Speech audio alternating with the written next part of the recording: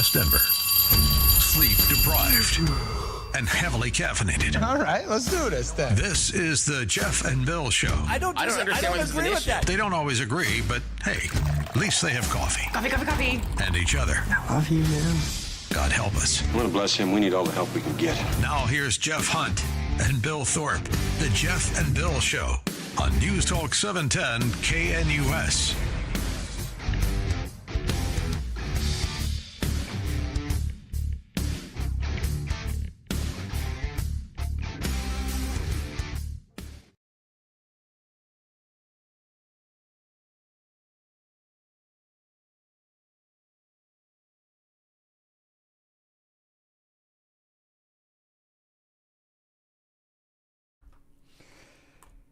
Good morning, Denver, Colorado. Denver. It's 6 a.m. in the Mile High City on this Monday, September 22nd, 2025. You tuned in to the Jeff and Bill Show, News Talk 710 KNUS. I'm your co-host, Jeff Hunt, along with Bill Thorpe, bringing you the freshest insights, hottest takes from the right, left, and center. Got a great show for you today. You're going to want to stick with us through its entirety. We're going to be talking about the memorial that took place yesterday, Charlie Kirk's memorial. And Erica Kirk, my goodness, so powerful.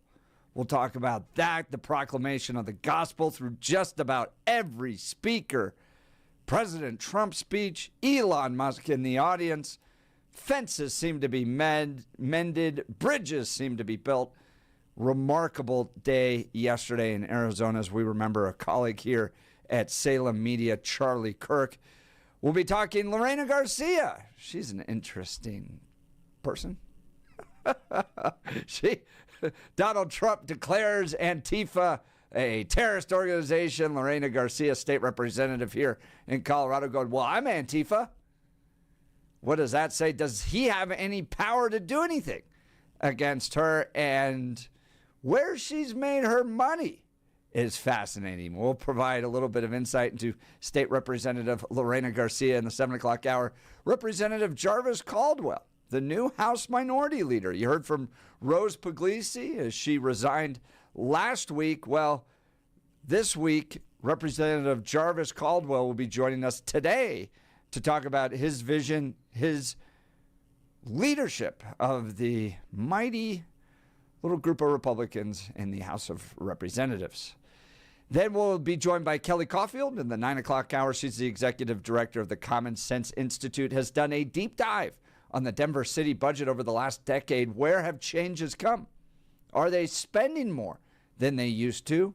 If you did a dollar for dollar analysis, she's going to give you some insight during the 9 o'clock hour. So absolutely great show for you today. Now it's time for news and comment with Blake Olson. Blake Olson. Blake Olson, news and comment. Good Monday morning, 55 and mostly clear in Denver, expecting a high of 77 today. This portion of the news sponsored by Pastor Camp Heating and Air Conditioning at 303-777-1234 to learn more about special savings opportunities on Lennox equipment. Our top story.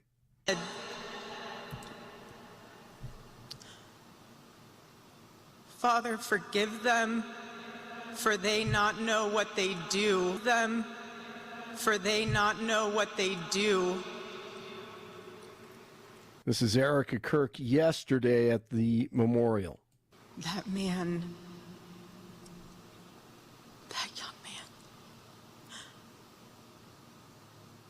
I forgive him.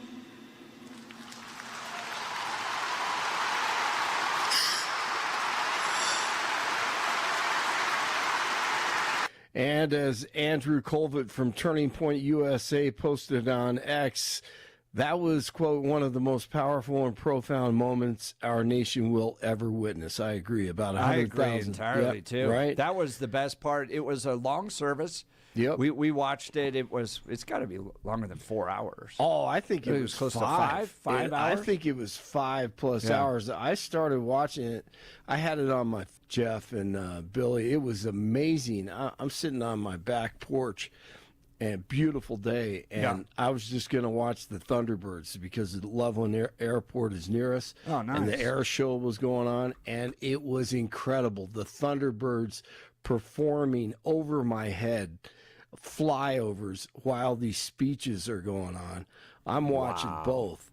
It was like the most spiritual, patriotic day I've had ever, possibly. And it went on for, I think, over 5 hours. It was remarkable, and some people were complaining that there are too many speakers. I understand that sentiment because most funerals you go to aren't 5 hours. But when you have the fullness of the Trump presidency showing up, the president, the vice president, Secretary of State, Tulsi Gabbard's there as well, Pete Hegseth, Department of War, and speaker after speaker proclaiming the gospel of Jesus Christ. It's amazing. And then celebrating America, right? Yeah. We're not burning down cities. We're gathering to forgive the perpetrator, proclaim the gospel, celebrate America's founding principles. For hour after hour, it was remarkable. And then, bro, to watch Erica Kirk. This is amazing. I was like jaw dropping. She looked angelic. Right. She was poised. She forgives her husband's assassin. Exactly. This is incredible. She is so impressive, man. Yes. She's a great speaker. And then I love Trump. I was listening to Stegall come in, and he's there's classic Trump. I was not expecting him to, give it a theological treatise. I was expecting him to be Trump. Exactly. And Charlie Kirk was naturally a political figure.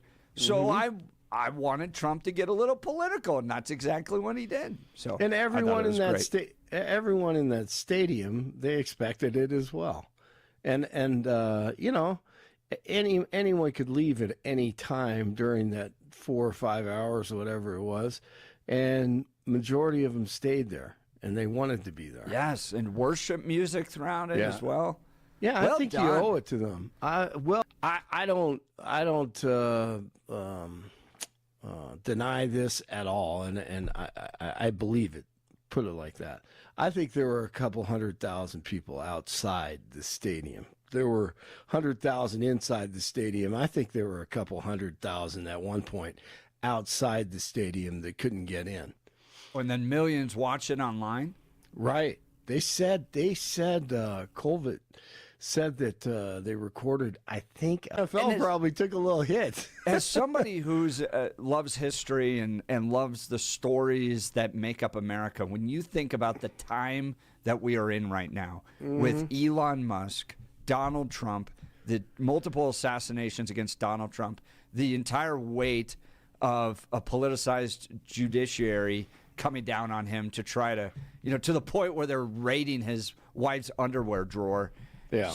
Survives that, becomes elected president again, a fully dedicated, devoted administration going 100 miles an hour, Charlie Kirk making impact on college campuses, then his assassination, his memorial service, to your point, reaching nearly 100 million people, tens of millions of people, 100,000 in there. What a time to be alive. What a time in American history. No doubt. And proclaiming Jesus along the way. I love it. Here's DJT. If speech is violence, then some are bound to conclude that violence is justified to stop speech. And we're not going to let that be justified. The tradition of reason and open debate that Charlie practiced is not a pillar of our democracy. In many ways, it's the basis of our entire society. Yep, I agree.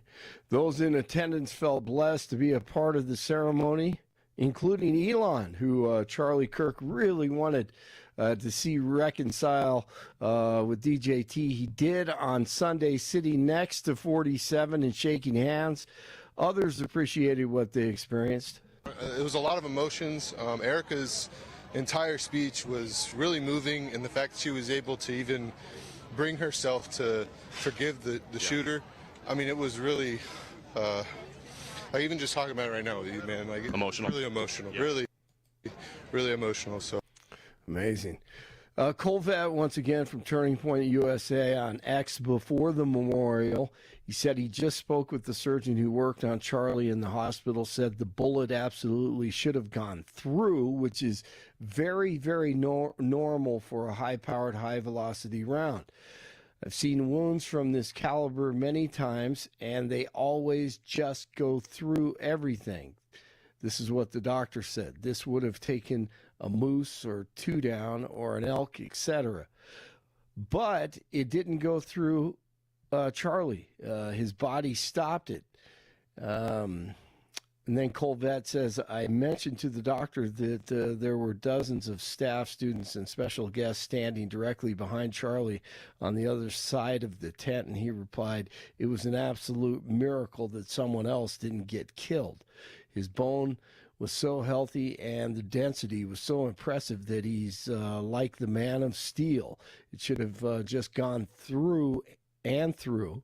It would likely have killed those standing behind him, too.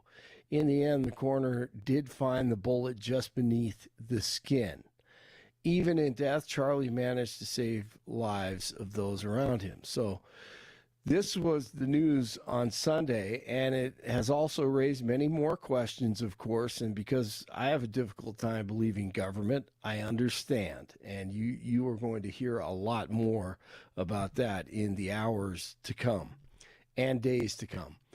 47 says he'll make a major announcement on autism today at the White House. He said he believes an answer has been found. The announcement is expected to connect autism in children to the use of Tylenol during pregnancy. Investigators are trying to locate a vehicle involved in a hit-and-run crash in Aurora. It happened just before 8 o'clock last night on Havana near 11th Avenue. A pedestrian was hit by a tan sedan or a small SUV. The pedestrian was taken to the hospital for treatment. A suspect is in custody following a standoff in Aurora last night. A shelter-in-place order was issued for homes in the area of the 17,600 block of East Mansfield Avenue. SWAT team members were reportedly executing a warrant for a wanted fugitive who refused to be taken into custody. The shelter-in-place was lifted after the suspect was arrested and the residence was searched. A climber has died after a weekend fall in Clear Creek County. Authorities say the unidentified climber died at the scene. The coroner's office is working to identify the climber and determine the cause of death. All right, week 3 of the NFL, and the Broncos at the Chargers Sunday afternoon while everything was going on with the speeches in Arizona. And here, this is early in the game. I think it's like 13 minutes to play first quarter. And these are the plays that no one ever talks about. They need the Bronco 45. Pipkins will block at the right tackle, and they get the first down. Okay, so there's a complete pass, first down. And I get it. Pat Surtain is an incredible player. Alex Singleton. I mean, he went to Montana State. He's a tough guy, right? 7 years in the league. This receiver, I think his name is Quentin Johnston. Okay, so he catches it first down, and they literally give up on the play. Surtain didn't even bend his knees, try to wrap up. Singleton, I don't know if they think they're playing flag football or what they're doing. But after the catch, he bounces out of it. They didn't come to play.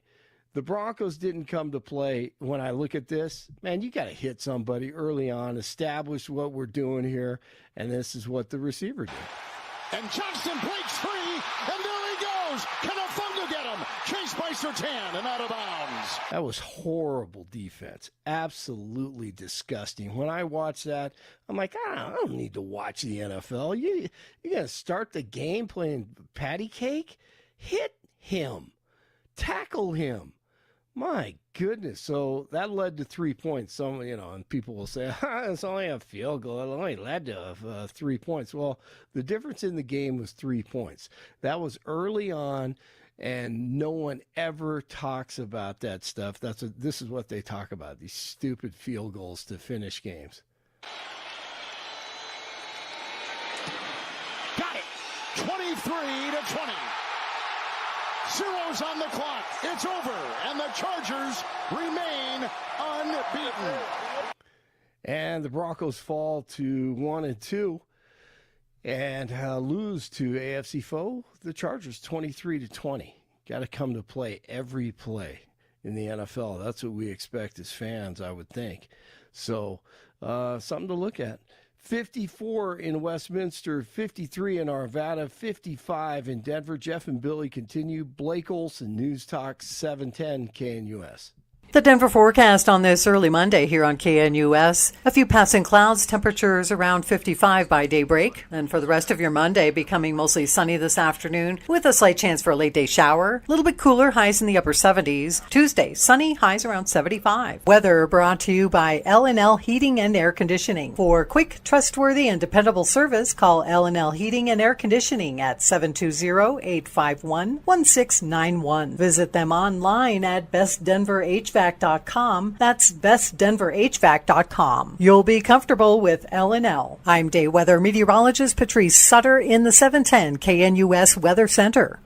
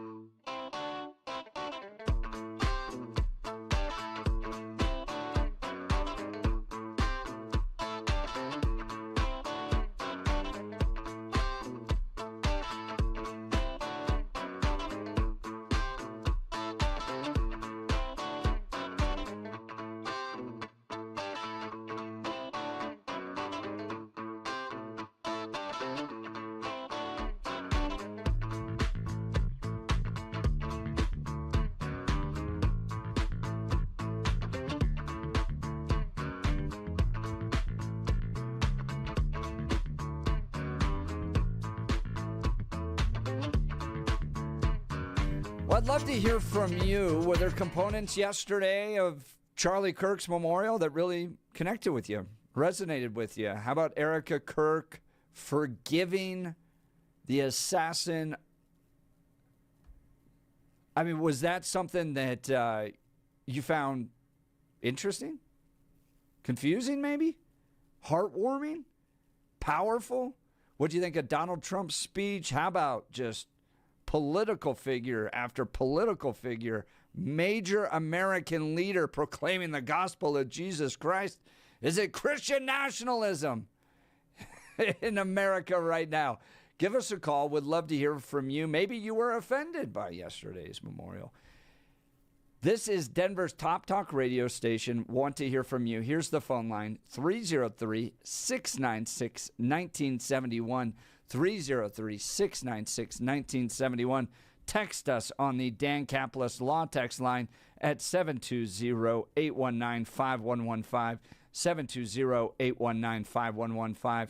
Bill, did you get a chance to catch any in the memorial service? A little bit, not much. It was football day, and there were some other things going on with the family that I had to deal with, and my Magpies played in the morning, but that was an atrocious game. That was awful. Magpies as in a soccer team? Okay. Newcastle. We played in the morning. Magpies play at our place, it's stealing all of our cat food. No, it was not a good game with Bournemouth. We did not play well. I mean, we tied, but it was awful. It was as bad as the first half of the Kansas City-New York game last night, if anybody was watching that. Damn, that sucked. I didn't see much. I saw bits and pieces, saw some. I'd check in every once in a while. Would browse online. Saw some rap videos and things like that. It seemed very nice. I think that Erica Kirk was fantastic. Of the pieces of the speech of hers that I saw, really, really good, and not surprising, Trump, yeah, from, again, what I saw, did some stuff about Charlie, and then mostly, yet again, airing of the grievances and about himself. So that was, for me, and again, I didn't watch the whole thing, so I don't think it's really fair to make much of a commentary on it. But hey, guess what I'm going to do? Make a commentary on it. Yeah, that's what we're going to do. But again, I understand this isn't fair, but I was disappointed in the pieces that I saw, how much it was more about Trump than it was about Charlie and everything else. And again, I don't know if that is representative or necessarily fair of the entirety of his speech. But in a time in which I see, and I've heard the audio, and we've got it, of Erica Kirk saying that she forgives the shooter, for Trump to go, I hate them. I hate my opponents. I'm a hater. Okay. Just seemed a little different than the majority of the theme of the event. But I could be wrong. I don't know. How about you? I mean, this is what's intriguing to me, because on some of the comments around Erica Trump's forgiveness, people are going, no, we need justice, we need justice, we need justice. And it's both and. It's not either or.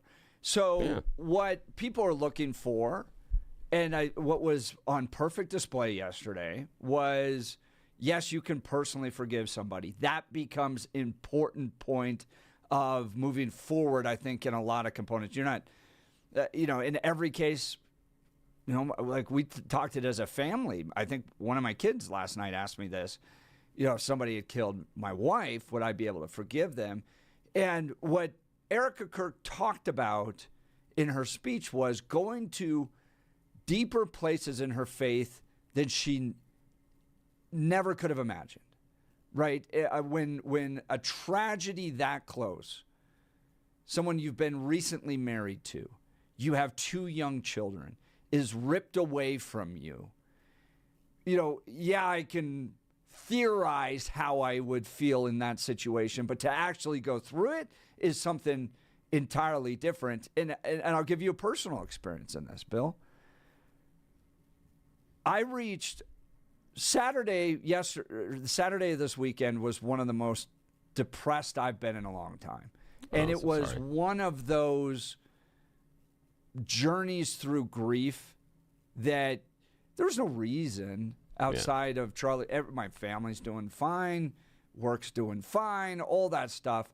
But it just, it just lands on you sometimes in ways you can't even control. Oh, yeah. It just, like everything we've been through this last week, and the loss of Charlie, and then talking about it, and, just the stress of life just kind of hit me. And I just was really down in the dumps. And came out of it, and everything's fine, and had a great Sunday and all that stuff. But you sometimes go on journeys you can't control. That's what I'm trying to say, right? So Erica, during her speech yesterday, talks about going into places in her faith she never could have imagined before. And I think that's a God kind of taking you through the grief and all that stuff. So she gets to a place, and I think it's entirely based upon her faith and the fact that God's present with her, the Holy Spirit's guiding her, that she goes, I'm going to forgive him. And it's a remarkable moment. I mean, it is. It really during the speech, she stops. Oh, yeah. It's something I don't think the audio really gives the weight of what the visual is. Yes. Because you can see where she's taking pause, she's struggling with it, she's coming to it. Yeah, there's a lot of emotion contained in that visual. And she like looks up. Yes. And then you hear her start her next sentence, but she can't. So it's like this little whisper. The young man. Yeah. And then she gathers herself and then says it again and forgives the man.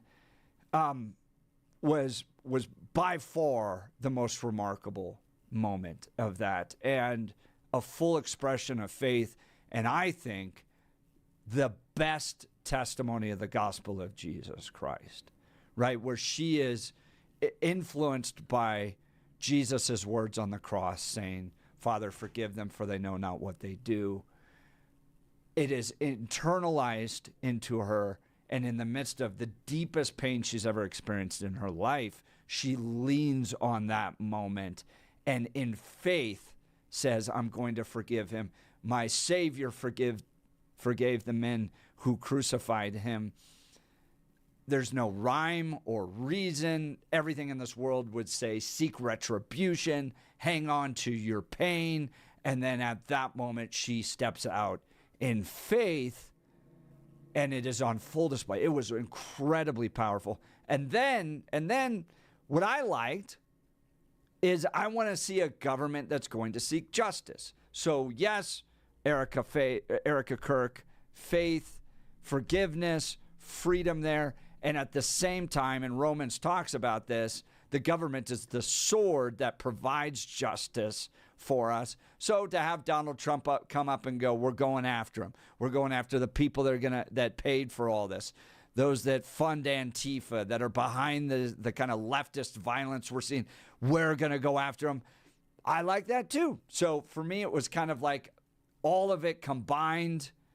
I thought it was great for Turning Point to pull this off. And I've watched Turning Point from when they were just getting some of their events started. I spoke at some of the early student action summits, and I would often remark, well, it needs a little bit of work here. The exhibit hall, for instance, wasn't quite what Western Conservative Summit's exhibit hall was, but they've grown, and to pull off an event of that magnitude, that flawlessly, every speaker on time, great music throughout it, no streaming issues.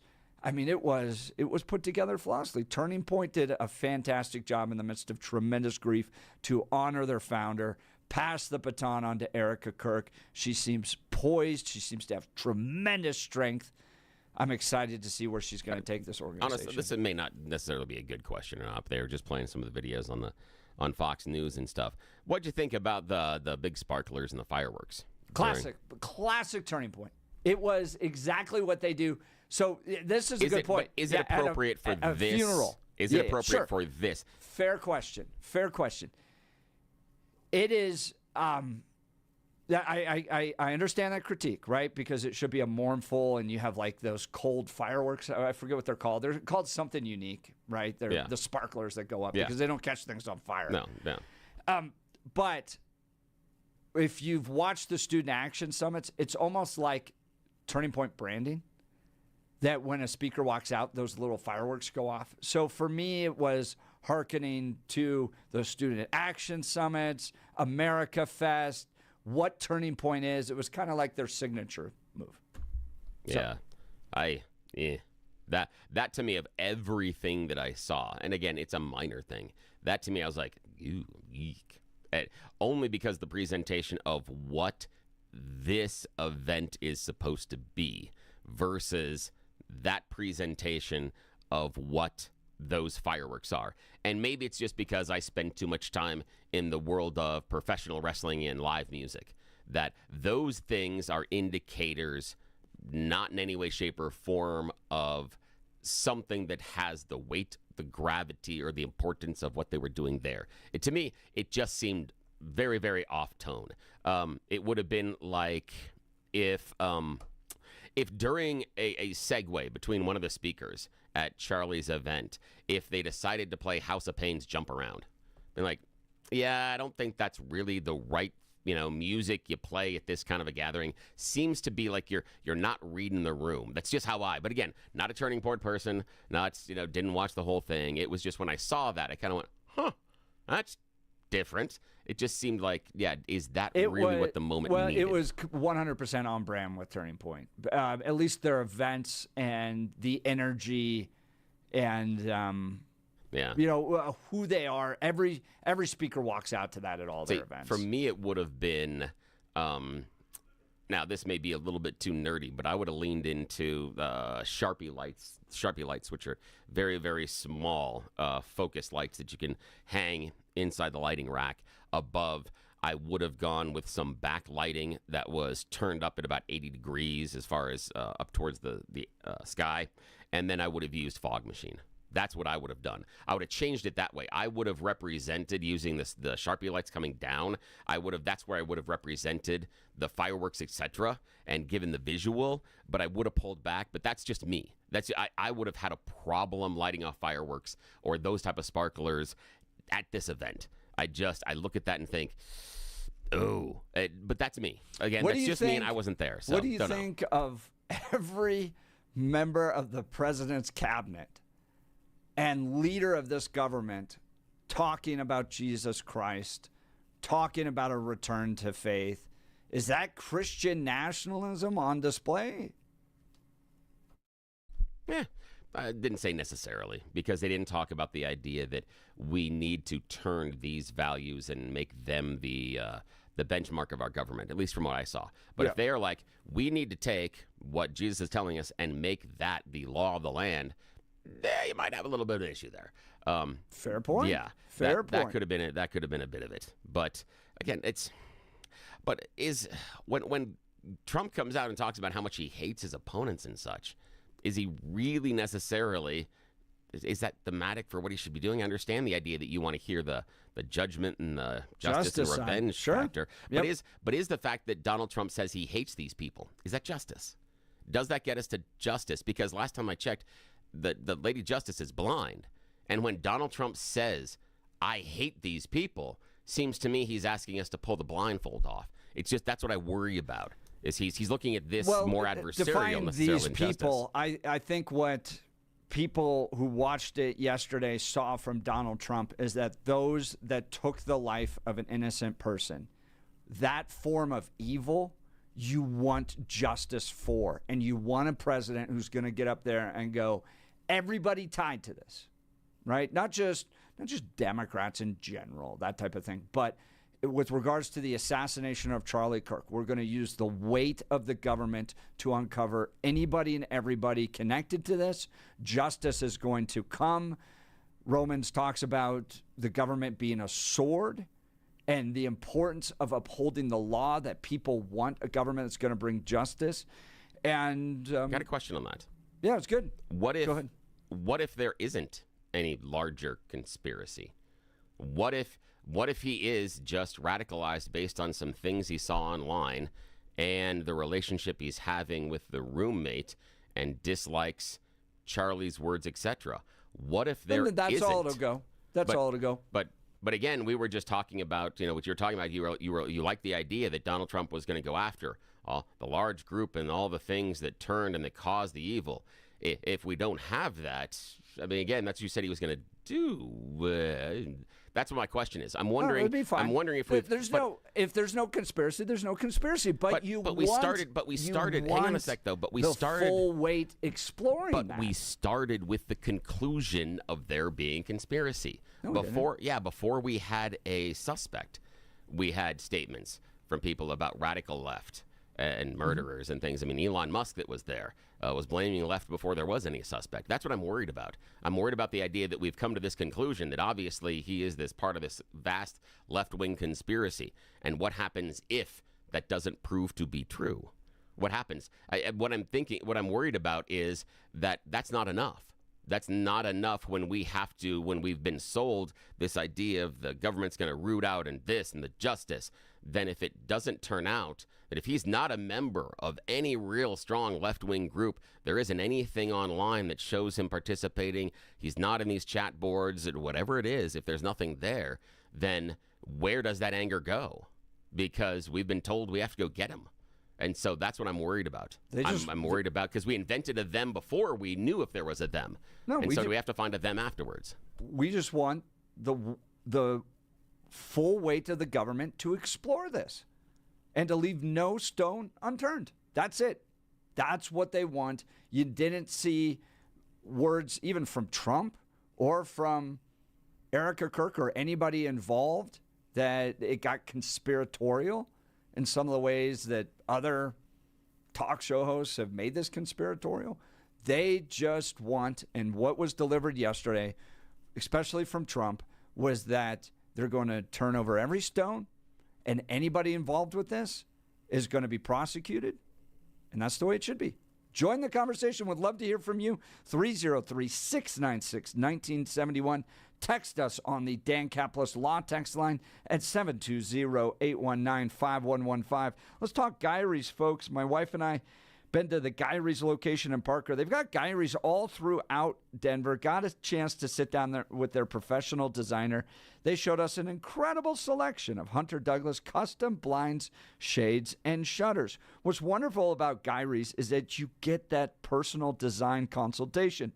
Somebody works with you, answers all your questions, and best of all, they come out to your house for a personalized in-home consultation. They bring the samples, the paint samples, the blind samples. You can see how it's going to look in your home, and it's not going to cost you an arm and a leg. Very affordable services. So whether your curtains are clashing or you just want a fresh look, Gyrie's has the solution for you. They can help you with everything from window treatments to full room decor. Get the same expert advice I got right in your own home. Do yourself a favor. Get started today. Visit Gyrie's to schedule your in-home consultation. GUIRYS.com, Gyrie's.com, GUIRYS.com. Go see the great people at Gyrie's. You'll be sure to thank me. Folks, is this a turning point?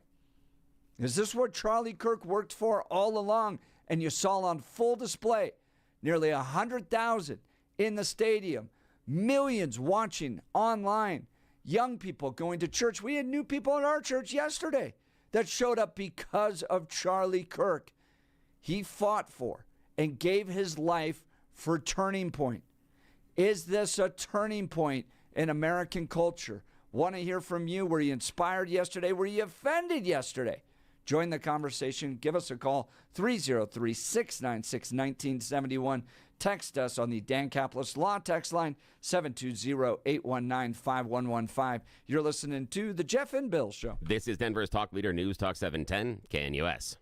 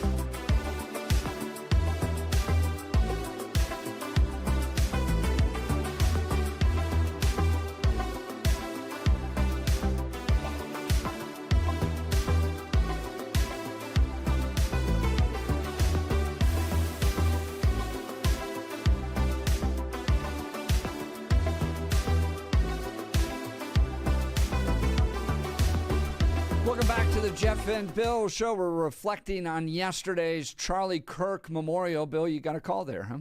Yeah, we had a caller off air, couldn't hang with us, and said that, overall, the celebration was nice. They were wondering why Erica didn't go last, why she wasn't the closer versus who did close. The person on the phone thought that was a little bit too political. Also had some bad feelings about Lee Greenwood and doing the song that's associated with Trump's campaign so often. Felt that was a step over the line, and also felt that the list of cabinet members from Trump's administration that kept coming up seemed like too much of a parade of sycophants. Said that when they watched it, they loved when it seemed to be a lot about Charlie, but disliked how it seemed to veer too often into politics. So I don't know if the other callers are going to hold that feeling, but that's what they said. Okay, There was a I kind of a up two minds. understand that, Yeah. but what I think it communicated to those of us that were part of Charlie's work and appreciated him was, here's a guy that just a few years ago was a young kid with no money. He starts this organization on his own. He dedicates his life to it. And upon his death, every major political figure in the movement he was a part of wanted to speak. And if I was putting on that event, I would have done it the exact same way. I understand it's a lot of speakers. I understand it's nearly 5 hours. But it is the Secretary of HHS. It's the Secretary of War. It's the Secretary of State. It's the Vice President of the United States. It's the President of the United States. And that's not everybody that was there from the government. It was an honoring of the fullness of the impact of Charlie Kirk in only a few short years to transform this nation, to inspire a next generation. And that was the honoring there. And Charlie was political. He was political. So to have Lee Greenwood to finish with the President of the United States, I think reflects his work perfectly. I thought it was great. All right, I think the caller has an issue that maybe Erica should have closed. I mean, if you're lining that thing up, maybe she should have closed. No, it's the President of the United States. It's the President of the United States. Yeah, here's the thing, though. It's the widow. It's the widow of the person we're honoring. Yeah, I think we close with her. That's just me personally. Let's go to Tony. Go ahead, Tony. Hey, good morning. Morning. What's on your mind? So I'm going back to Trump's comments and the aggressive. I hate my enemies, and I want to put that in the context of what he said over the past week, and that is, he said, ABC and NBC, these guys, 97% of what they say about me is bad. So that's illegal. That's illegal. And they're the enemy with Trump.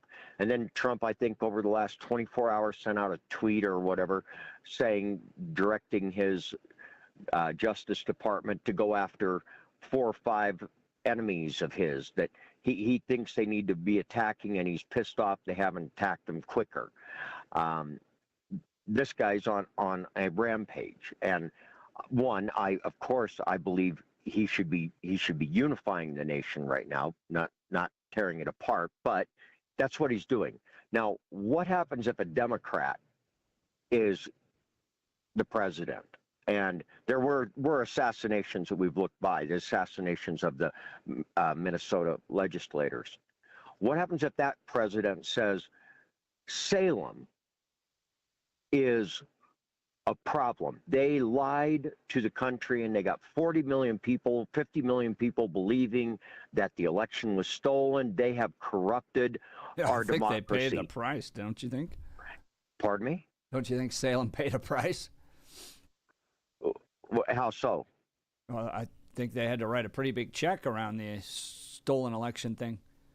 They did around the voting machines. But Correct. I'm saying if a president were to do just do the same thing, the Democrat, it was Ted Cruz who earlier in the week said, "Hey, this is really scary. We got to stop." You heard his comments, right? This is ridiculous. We can't go after people's free speech. If we do that, when Democrats get in office, they'll go after us. And I could see a Democratic president saying Salem is too big, and we're going to have to break up Salem. Now, you can get around that. You can avoid that if you fire every single one of your national guys who said the election was stolen, and here's the list, and then all the local guys by market, fire all those guys too, and Salem, you can stay united. Do you see Trump doing that, though? Is Trump doing that with ABC? Or is he just doing it with Jimmy and some of the big guys? Trump is, that's what he's threatening. And all I'm saying to you is, if you don't think that's where it's going to go, that's great. But in this week, he has said, ABC, NBC, CBS, they're 97% against me. Yep. That should be illegal. And his Justice Department is right behind him. If they and obviously they went after comedians for comments, and they threatened a station. We've got to get to a break here, but here's what you're leaving out of the equation, okay? These are not just mom and pop press operations. These are billion-dollar efforts to stop Republicans from getting elected. They're not just media. Oh, it's like saying Kyle Clark's just media. No, he's an activist, and he uses his platform to get certain people elected and other people not elected.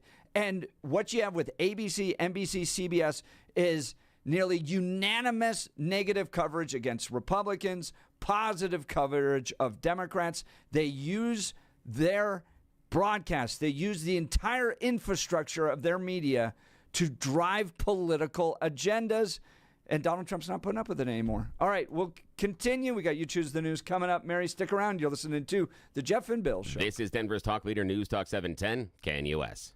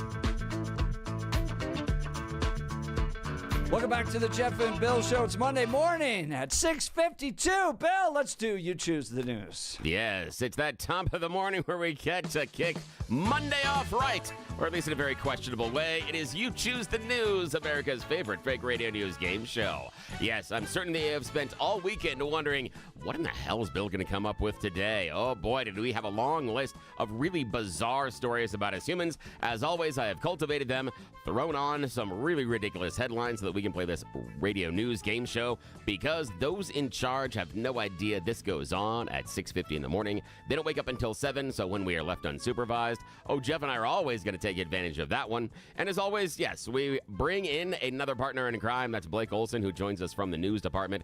Gentlemen, here are your headlines this morning. Headline number 1, coming clean. Headline number 2, behold the power of technology.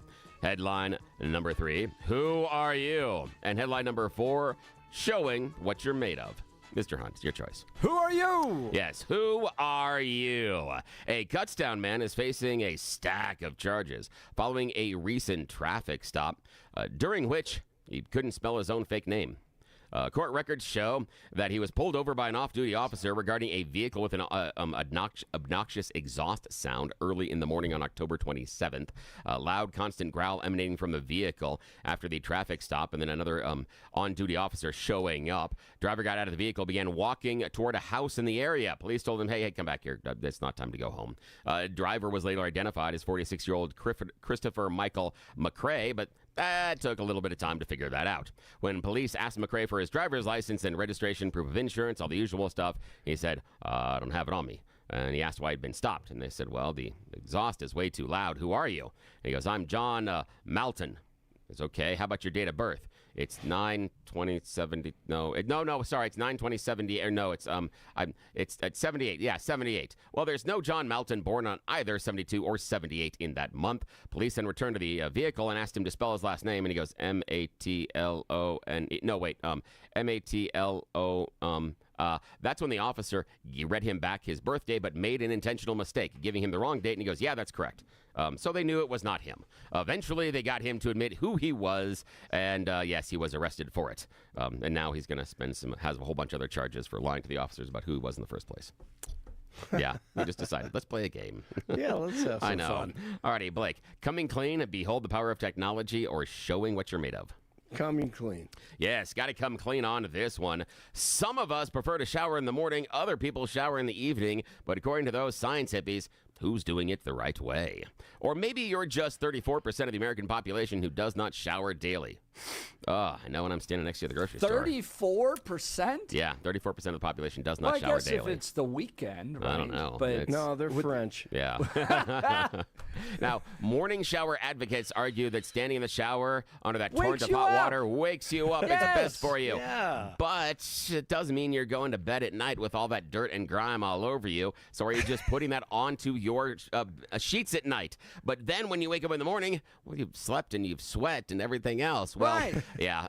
Scientists basically said it really doesn't matter. You can decide to wake up in the morning and shower, or shower at night. The kicker is we're not washing our sheets enough. That's what they said, is that either way, our sheets are filthy. And so what really doesn't help either way is the fact that our sheets are filthy. And so either you're going to sleep in the filth at night, or you're going to get clean, and then you're going to sleep in the filth at night overnight. And so it doesn't matter. They just said wash your sheets. At least the scientists that believe in climate change. All right, Jeff, your choice, sir. Behold the power of technology, or showing what you're made of. Behold the power of technology. Samsung says, yes, you like that pretty expensive refrigerator that has that fancy touch screen on the front. It's good you spent more than $1,800 on it, because now we're going to start serving up ads on the front of the fridge. No. Yes. No. If you have one of those touch screens on the front of your fancy expensive fridge, you're now getting advertising. Oh, yeah. no. That's it. That's it. You're You choose the listening to news. Jeff and Bill. 710 KNUS.